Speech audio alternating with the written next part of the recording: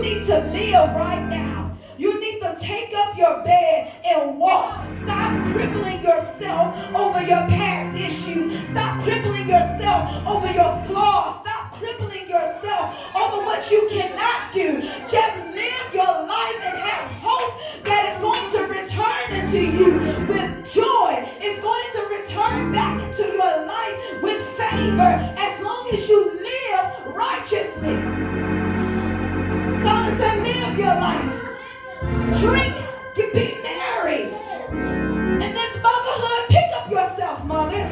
Pick yourself up. Don't live in dread. Don't live in your faults. Don't live in what you can't do. Don't live and compare yourself to your weaknesses. Don't live in the being a dead lion. That people dragging this dead weight all the time, or people putting dead weight in your life. Drop the weight. Drop that weight. See, as women, we also carry a bag everywhere we go. It's natural instinct for when you see a mother, she's going to have a bag, whether she's a new mother, she got a baby bag, or she's an old mother and she got her purse on her hip. Whatever it is, a book bag, whatever it is, you're always carrying something. Us as mothers are always carrying something, naturally and spiritually. And it's up to us on what we put in our bag. How much we allow for us to continue to carry. See, when you have a big purse, naturally it's instinctive for you to continue to just pack it with things. You're like, oh, I gotta have this, I gotta have that. Oh, I gotta make sure, because you're constantly thinking ahead. You're constantly thinking on what else I don't have, or I'm seen without, or I'm lacking thereof. So you always make sure you want to have your hair brushed. You want to make sure you have your lipstick if you wear it. You want to make sure you have, if you got a baby, you want to have some changing clothes for the baby. You're thinking of those, even not only yourself, but those around you. You're going to have a peppermint. You're going to have something for to keep your strength up. You're going to make sure you have your cards, your ID, everything that you need. You got your ID and everybody else around you ID. You got everything that you're carrying. A woman carries the weight of the world. You carry yourself and those around you. And then even while the things that you choose to put in your bag, you don't even realize that others are sneaking things into your bag while you're walking. You're walking and people still dropping weight in your bag. Oh, they say, oh, you carrying that? Let me give you some more to carry. Let me give you some more to carry. And people just keep dropping things, dropping weights into your bag because they see you as a mother and they feel like it's necessary for you to carry all this weight. And sometimes we forget that as a mother, we can't sit here. We're not strong just because we're a mother. We're still human. So all of that extra weight that is added to us is weighing us down. But because society said you have to be strong, society said you have to carry it, that's what your responsibility is. We carry all this unnecessary weight. And we drag it with us.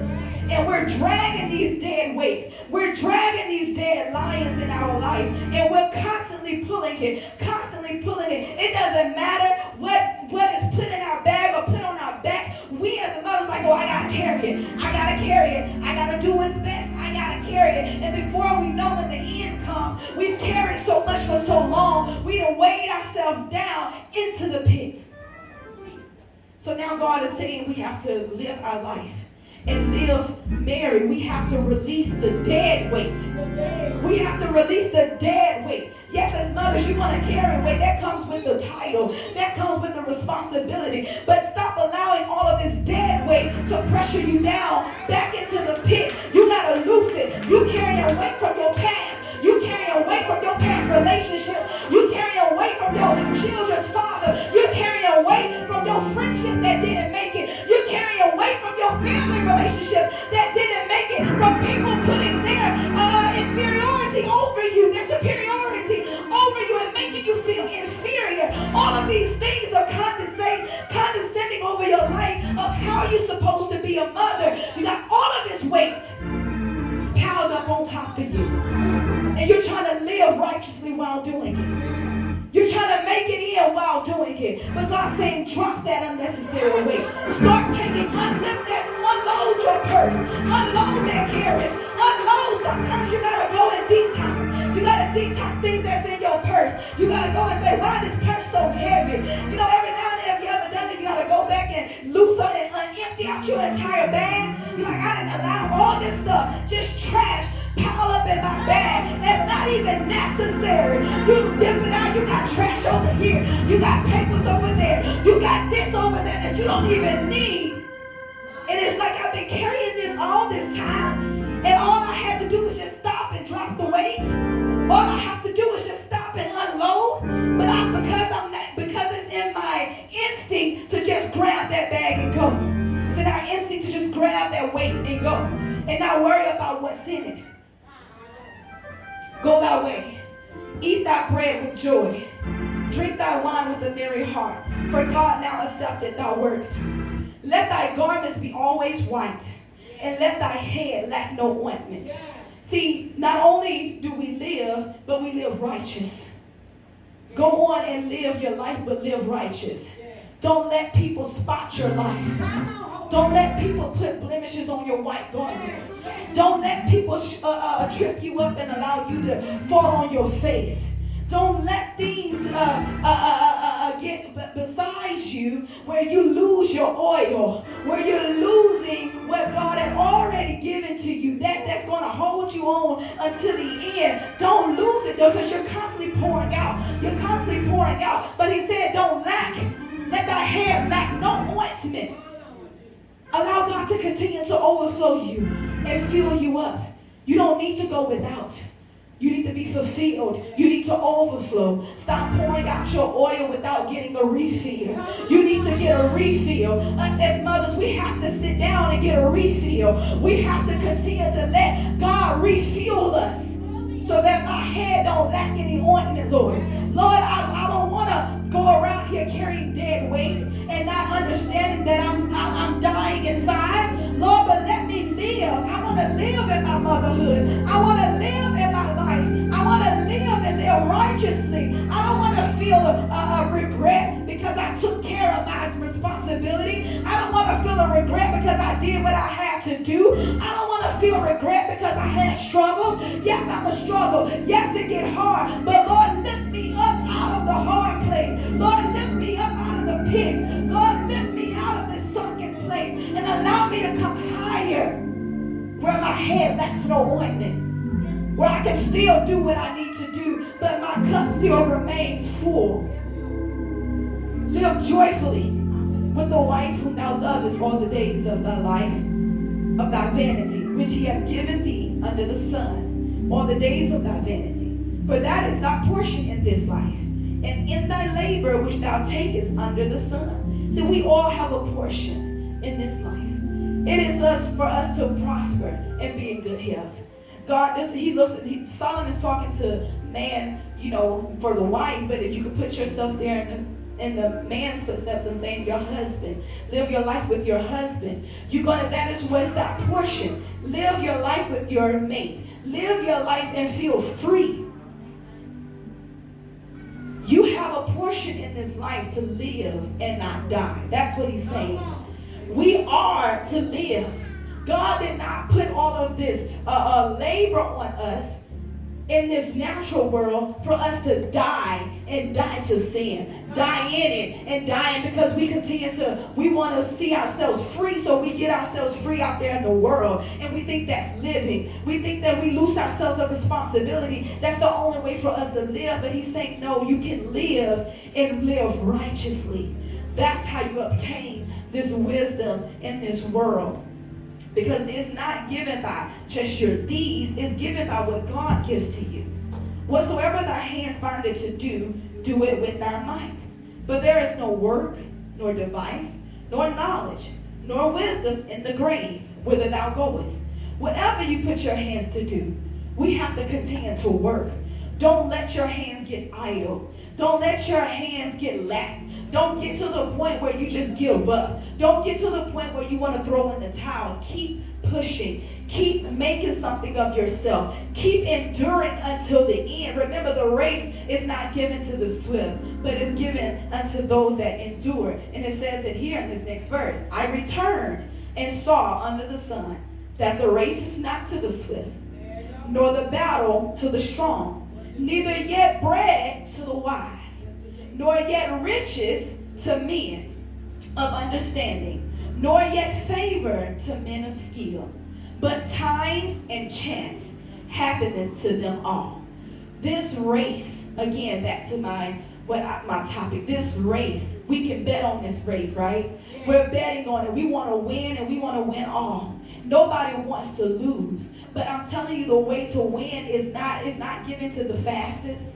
It's not given to how fast you endure this thing. It's not given to how strong you feel that you have to be. It's not given to how wise you think that you are. It's given to those who endure unto the end. It's given to those who endure as good soldiers. This hardness as good soldiers. It's given to you who pick up yourself above all faults. Who pick up yourself in spite of what you've been feeling and what you've been through. That you continue to live your life for Christ. That no matter what has taken place or is taking place around you, trying to tell you to stop, telling you to quit, you must continue to go ahead. For man also knoweth not his time, as the fishes that are taken in an evil net, and as the birds that are caught in the snare. So are the sons of men snared in an evil time, when it falleth suddenly upon them. This is why we must live our life unto Christ at all times, because no man knows the hour or the time that the Son of Man shall appear. That it doesn't matter what we have been doing. There's going to come times where the enemy will try to snare us up. And it always, the snare will come to the wicked. So you must live your life righteously, because if that snare comes, God in the discernment in the Holy Ghost will give you the sight, the foresight to be able to leap over those obstacles. But when you're living in a blind sight and you're living in an area where in your life where you choose to let go of Christ, then you are getting caught up by the snares. That's what he says. So are the sons of men snared in an evil time, when it falleth suddenly upon them. You have no aware of the snares that's going to come and befall you. So we still must live righteous. We still must live in the understanding of Christ. The ending of these verses, he gives a parable of a story. He says, this wisdom have I seen also under the sun, and it seemed great unto me. There was a little city, and few men within it. And there came a great king against it, and besieged it, and built great bulwarks against it. Now there was found in it a poor wise man, and he by his wisdom delivered the city. Yet no man remembered that same poor man. Then said I, wisdom is better than strength. Nevertheless, the poor man's wisdom is despised, and his words are not heard. The words of wise men are heard in quiet, more than the cry of him that ruleth among fools. Wisdom is better than weapons of war, but one sinner destroyeth much good. We have to remain in our wisdom, but not in our pride. Amen.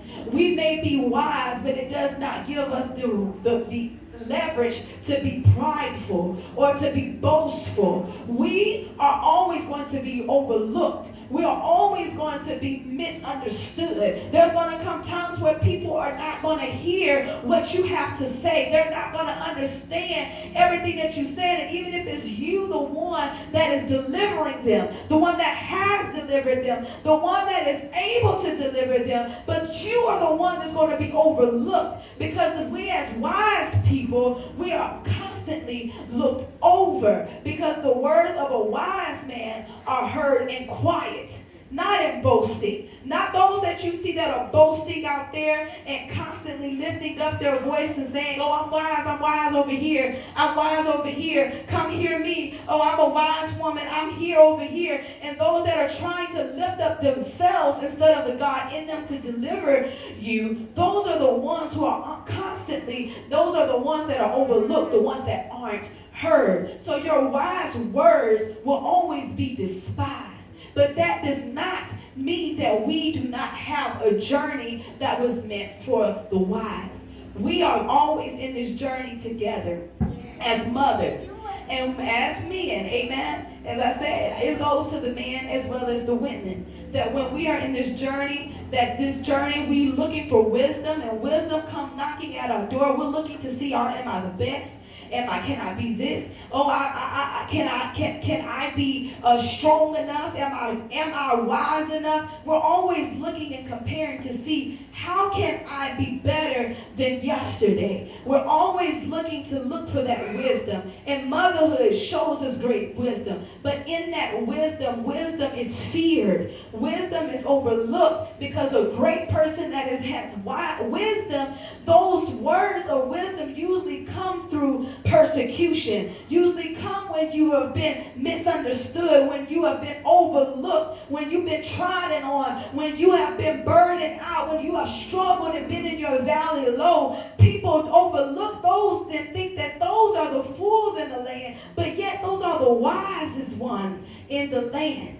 That poor man was left in that city, and he delivered it. He delivered the city. But when everything was besieged and gone, no one remembered him.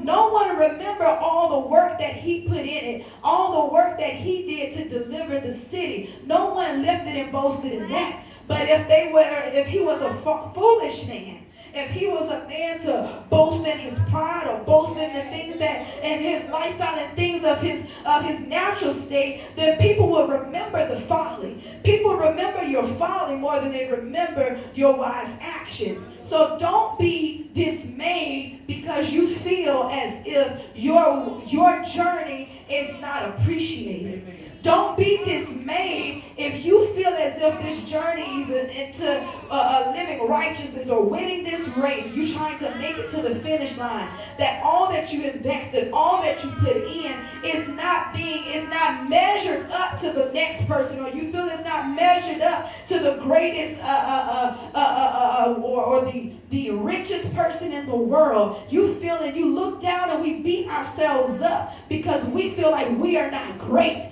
But you are great in God.